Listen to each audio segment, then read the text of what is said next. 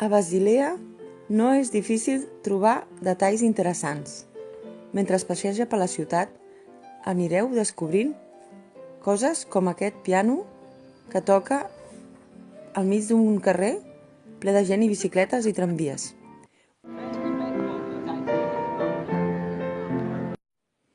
Una senyora que anava amb la seva bicicleta tota pastilla s'ha parat i ha baixat de la bicicleta per escoltar aquesta cançó tan romàntica. L'església neogòtica de Santa Margareten, és avui en dia un centre cultural on s'hi fan esdeveniments de tot tipus. Basilea té més de 180 fonts i té moltes placetes i carrerons que s'amaguen entremig del casc antic.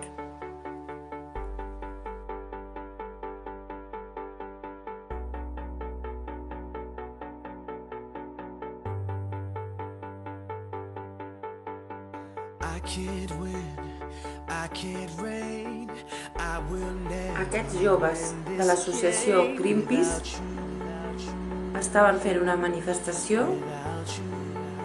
que deia "Deixeu de talar els arbres". I will never be the same without you.